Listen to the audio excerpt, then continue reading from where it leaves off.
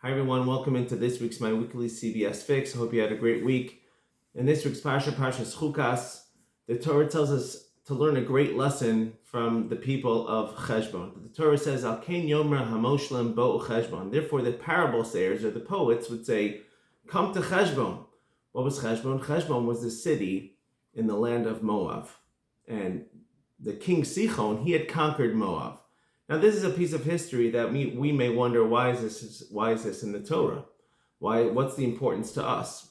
And we know that once Sichon conquered Moab, the Jewish people then waged battle against Sichon, and they conquered it from Sichon himself. Now, why is the Torah telling us this? Because the city of Cheshbon used to belong to the people of Moab, and there was a prohibition for the Jewish people to attack the people of Moab, because their descendant Ruth was ultimately going to be one of the Jewish people, the great grandmother of Mashiach, and so therefore the Torah didn't allow us to attack Moab.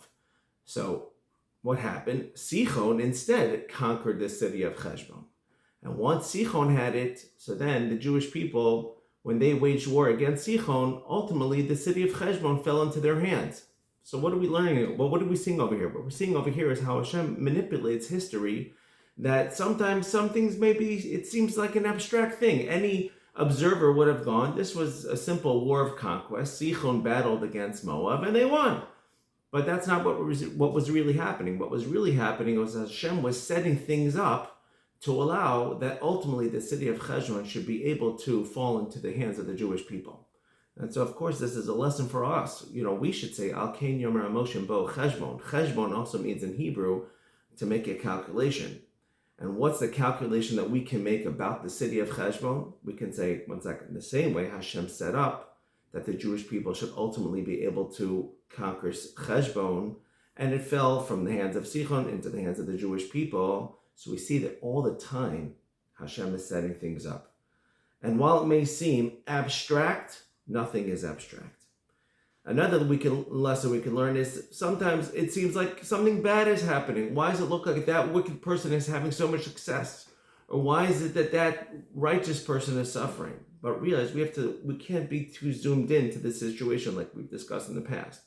What's happening right now may just be a temporary stage for bigger and better things to happen. So therefore, we also have to think along those same lines, that everything that Hashem does is for the best, and He's setting it up. And sometimes it may take 100 years or 200 years.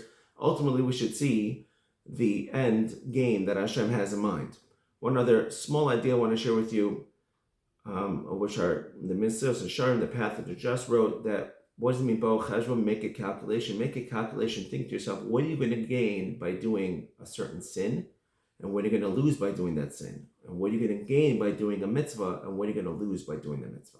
So you might think, if I do this mitzvah, I'm going to have to pay $50. Yeah, but what are you going to gain? You're going to gain eternity for it. And what are you going to gain if you do a sin? You're going to gain a temporary possible enjoyment, a fleeting enjoyment. But God forbid the punishment for that as well, not good. So therefore, make a cheshbon, make a calculation. What am I going to gain? What am I going to lose? And with that, it'll keep you in line. Have a great Shabbos. Thanks for listening.